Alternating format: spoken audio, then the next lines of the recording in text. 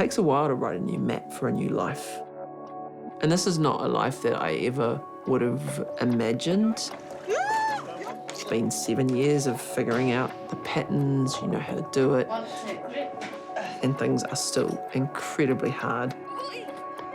And there is no nailing this. There is only learning to live with this. Time really is the key bit.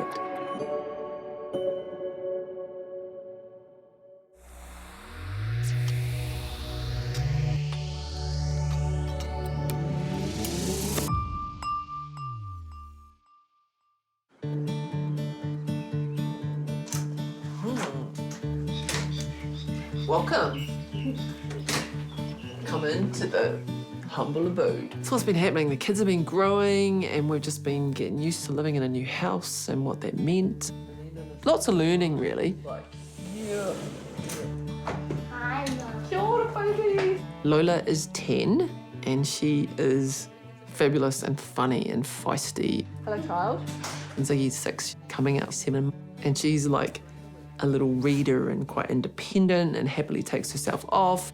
She's a wise little soul. No, Ziggy! Lola is a little Amanda and Ziggy is a little me. It's quite interesting. They balance each other out really well. Gemma, she's fun and funny. Amanda, she is fun to hang out with. But if you say that she's wrong, she always says, no, I'm always right. Pink or blue hat? You. For Ziggy? This one. No, not you. You. My mum is in a wheelchair and she's still the best mum. I can only really describe my life as a tetraplegic. Tough, but not so bad.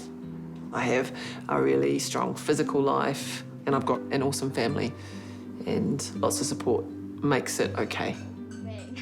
I think the first 6 years have had to be, how do I master the body? How do I let me prove I can do more? Physicality was always what Amanda did, so she had to prove she could.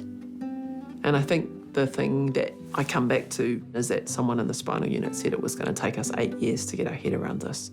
And we were like, nah, we're going to have it down in 3. Like, how hard can it be? And then even the other day, like, you know, Gem just kind of, we were just having a talk in the morning and she just went, coming up 7 years, she reckons maybe 8 will be right. And I'm like, yeah, you're not blindsided by sadness and you're not just like thinking about what's been taken.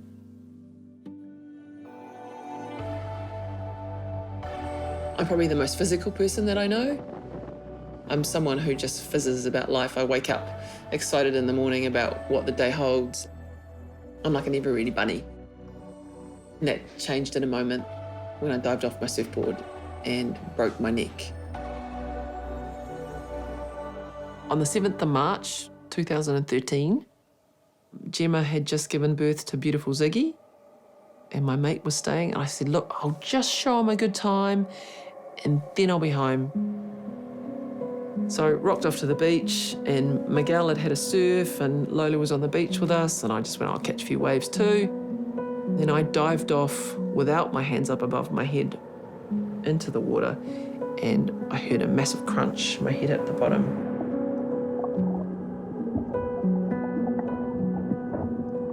And then I'm trying to push myself out of the water, and my arms wouldn't work. And I'm just like, and then I thought, I'll just yell out in my head. So I just was yelling out Miguel. And for some reason, he saw me, he turned me over.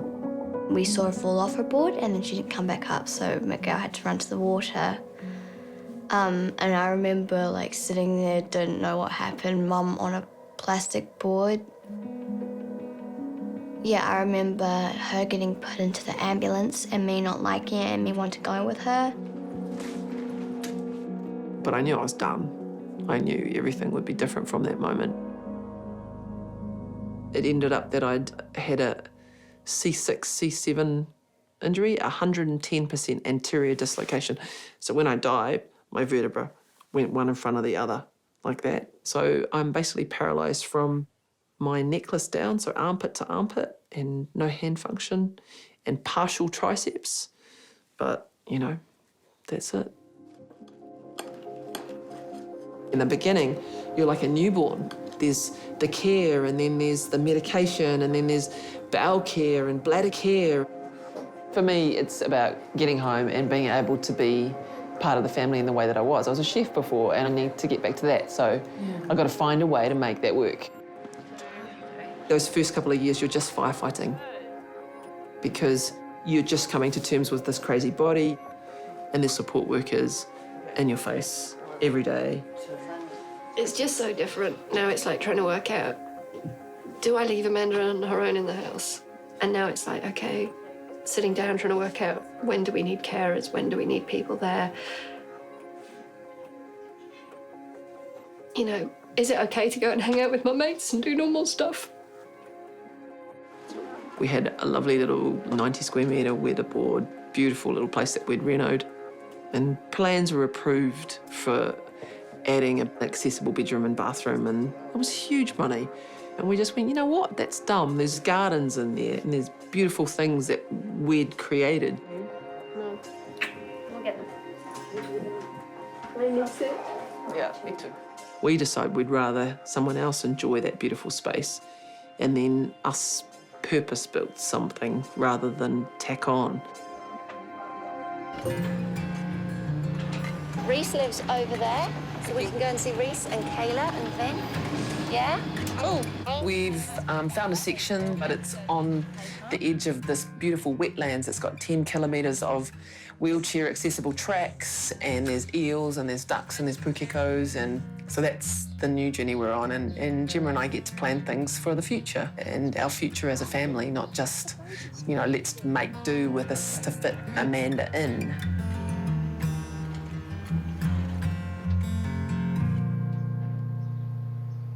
The lovely lounge, rollable floors, because everything disabled is about being down low, and I feel like you just look at bums and up people's noses all the time. And then you come into a space like this and it's elevated and there's a sense of height and a sense of light, and makes me feel like that inside. I kind of go, when I come in here. Primarily, we design it all, you know, like the bedroom is where it is by the kitchen. Or if I end up on bed rest, you're still part of the family rather than, you know, being in a bedroom way down the hall. And then so the only area that really is to do with disability that you can kind of tell is this little room. Everything I needed would be in here and be available for me to grab. And then the coolest bathroom in the world, because it's all about the ocean. It feels like you're in an old ship, which I really like. I had my darkest times when we first moved in here. For some reason, I thought that when we get the new house, everything's going to be okay. But then you get here and they hand you the keys and everything is not okay. And nothing has changed. And you're still a tetraplegic and things are still incredibly hard. I think the darkness really hit me. No new house is going to make this okay. I was broken. I would have burned it down in a heartbeat to have my own life back. Because as much as it's lovely, I don't want this life. So I spent a fair bit of time leaving the house and sitting by the water and just trying to get my head around this. But then it wasn't until I kind of had that really dark moment that I realised there is no nailing this. There is only learning to live with this. And that probably wasn't what I was doing. And then we have my most favourite room in the house, which is the kitchen. It is amazing and so set up. So if you guys were to come over and want to cook, we would just go like this and bring it up to normal bench height. And then when it's my turn, we drop it all down to here. Stop it. So then I can prop and then I can chuck things in. And then if I got to get things out, I can get them out to here. I just give that pull and it comes down to bench height. Now this is the space when I'm in it, I forget how disabled I am because it's so functional. Just olive oil, garlic. Olive oil, garlic, yeah. And lots of salt and pepper out there, and then we're away. My mum's partner made it for me because he does wood turning, so he shaped the bottom part of it so that it would be the same shape as my hand, and then he got a screwdriver handle and mounted that up here so I could grab it, and then got a really good knife and butchered it so it could be mounted to the bottom. And like, check that out. Because all the other ones they give you are just, they don't have enough strength in them to be able to chop things. And I can chop kumara, and the blade's really far away, and you're like Wolverine. Okay. I made like salsa the other day for our nachos. I made this beautiful ratatouille.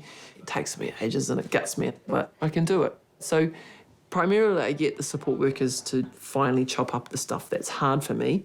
So I have little containers of everything done, and then basically me and the kids just assemble everything. All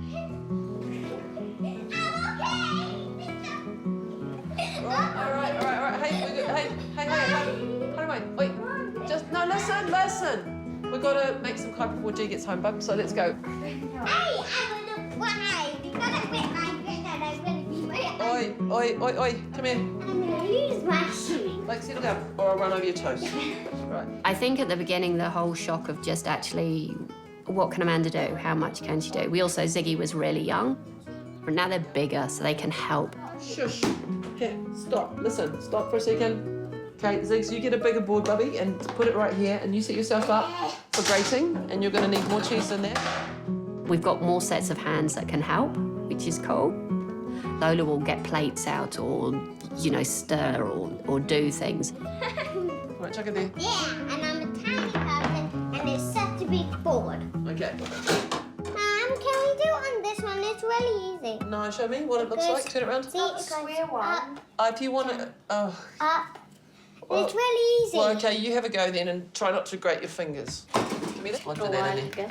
A little splodge. Plug. Yeah, that's good. When she's in her kitchen, it's like her moment that she really enjoys. She really likes the kitchen. It's like her favourite spot in the whole house.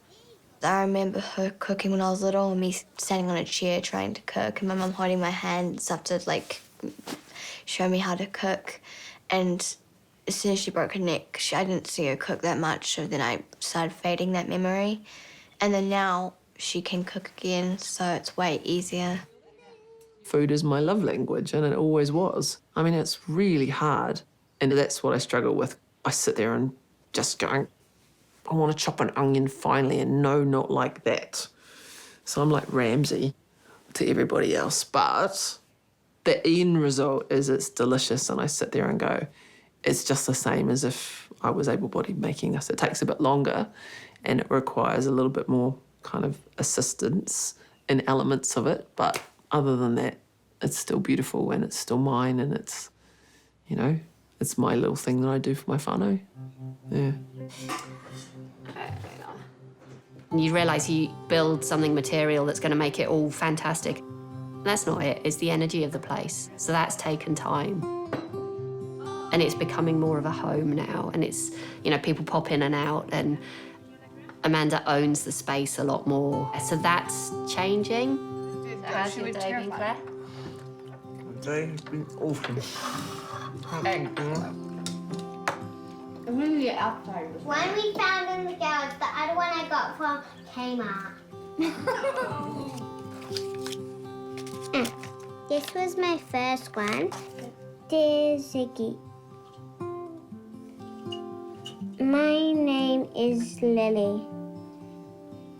I am one of your fairies in your garden. I'm so glad we are moved house, because now I can give you letters and watch your family. I hope you look after the garden really well. Thank you for giving me a letter the other week. I really did love your drawing. Love from Lily. They will be amazing kids because they have to be more independent because of my impairment. And Ziggy writes me little cards going, Dear Mama, I love you so much, even though you're in a wheelchair. Okay. Okay, good. Good to hear, thanks.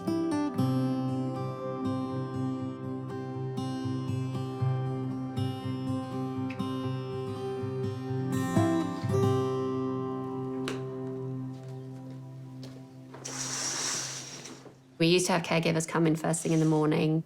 With the kids growing up, both Amanda and I felt that was a bit intense and we weren't becoming much of a family. So to try and make it a bit more family-based, I now get Amanda up in the morning. It used to be a whole posse. It used to take us ages. I'd be nervous about how I moved her around or what I did. And now it's sort of like, right, just fling and do. No, you'll come. I appreciate and love our caregivers immensely, but it is lovely not having people all the time. 1, 2, 3. I worry about her and I'm like, this is not the life I wanted for her. You know, I want her to have that freedom where she can go off and do stuff for herself.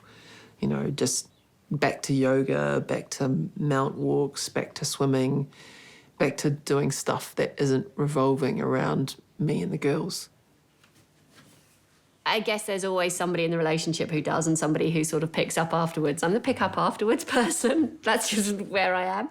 And we're trying to work it so there's a bit more balance. Recently, we had a bit of a wobble. I ended up having a seizure just from exhaustion and just overly doing. As a caregiver, I'm brilliant.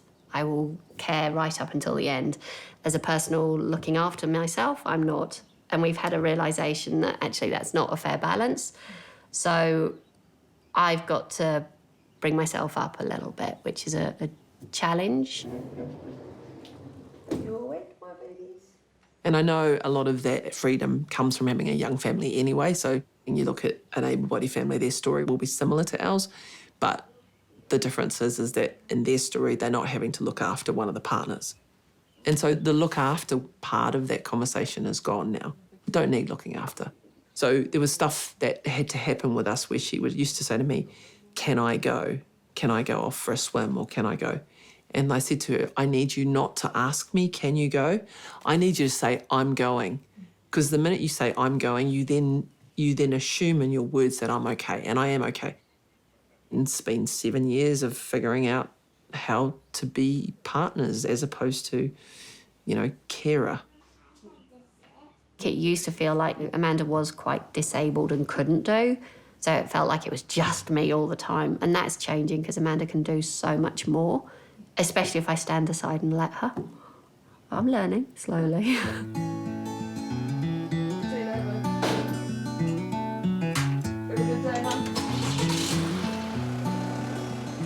My job in my family is to be well.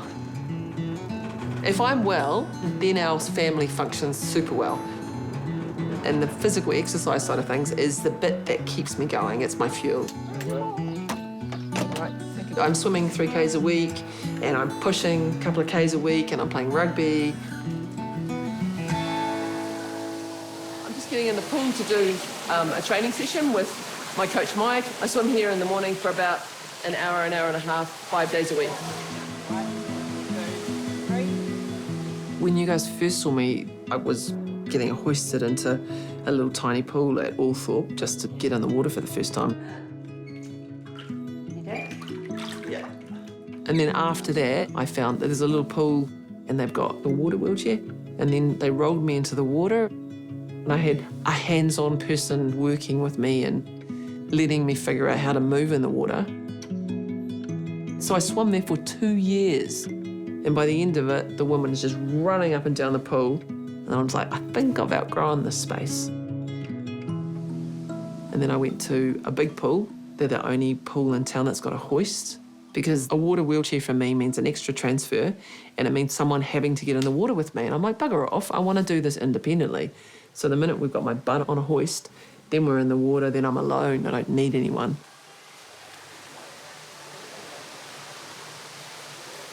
So work on those 2 things on the steady, preferably 18. When I met Mike, I'm swimming in neoprene shorts and a rash vest, and he's like, togs, you need to get some togs. I was like, it's going to be like a 10-pound sausage and an 8-pound skin. It's going to be frightening. And then, like, I actually put them on. I'm like, it's not so bad. And man, it felt nice to be free of all that fabric. I get in there and it's freedom and I'm floating and it's quiet and there's no wheelchairs and no one's touching me. You just get time in your head and I feel really strong in there too. It's just the water is really, for me, is my real safe space. I just lie there and just have massive moments of gratitude, really, that I'm able to do that.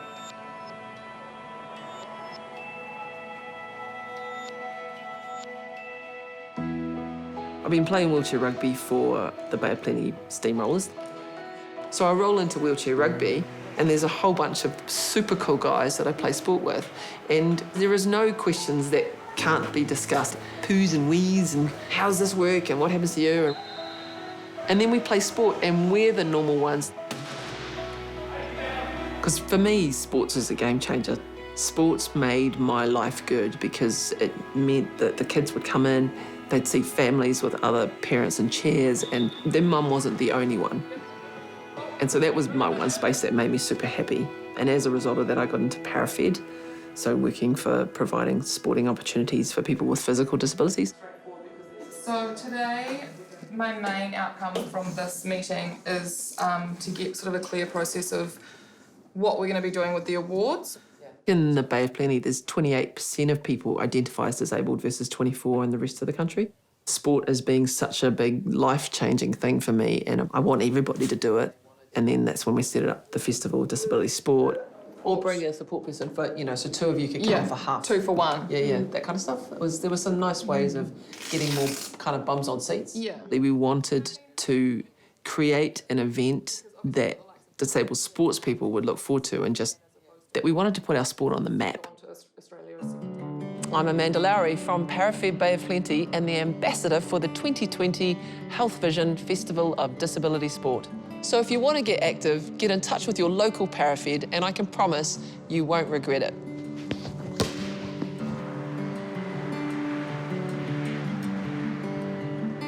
Put back towards me and just put all your weight onto it. Well, with Amanda doing more, I'm working. Just achy along the lower, yeah. So I'm an osteopath. I treat people during the day and that's the bit I love. My little room, my space that I can go into and I manage that quite well. Hiya. Mama. Hiya. As a family, we're busy. Hello, baby. Lola's doing surf lifesaving, swimming, and Ziggy's being Ziggy, so... You're meeting them today. Right, Banana in hand. Amanda's a committee for Parafed. She's got the Disability Awards Festival that they do every March. She was doing Development Squad for Wheel Blacks, but has now decided that it was a huge pressure on us because it was 5 days a month that she'd went away and everything. It was just really big. So now just doing the Steamrollers, which is the local team, and then swimming 5 days a week, gym twice a week, and then kid stuff. It's a lot. And then I just thought I might start a PhD. What? My friend is at university and she saw a scholarship come up and it was based on high performance disability sport. And she went, Gemma's going to kill me, but there's an opportunity and I think you'd be perfect. Originally it was about care and welfare because all the models around how do you support disabled athletes are based on able-bodied tenants. There's nothing that looks at actually the lived experience of disabled athletes. What I'm going to contribute and what's missing in the literature is a disabled athlete voice. So everybody's talking about us, but they're not talking to us. So what's cool is because I'm in this space, I get to talk to the wheelchair rugby boys and swimmers, and I've got access to disabled sporting communities and just try and bring their lived experience into the conversation. I think so. I'm quite excited about what that means. So it's sponsored by Paralympics. It's attached to a scholarship. So I actually get to earn, which is really important to me. I get to contribute to my family because I've struggled not having that economic contribution. You just feel a bit about that.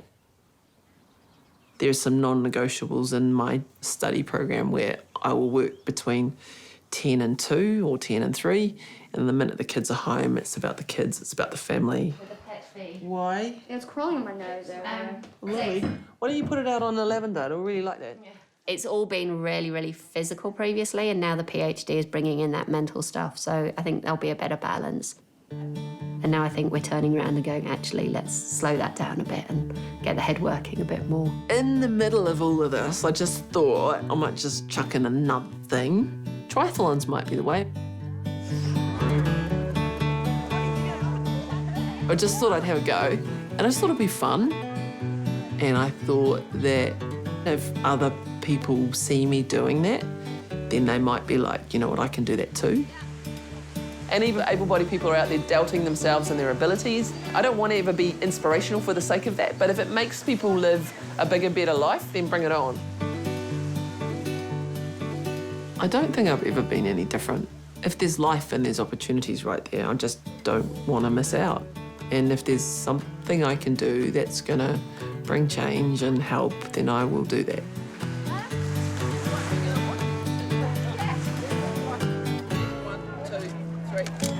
It's like changed a lot. It went from we getting a new house, and then it got from her thinking to go to the Paralympics and then doing a PhD, and then that's where we're at now. So it's been a huge step from when she first broke her neck. The realisation that actually she's got a brain as well. Let's start doing some mental stuff, not just trying to prove your physicality.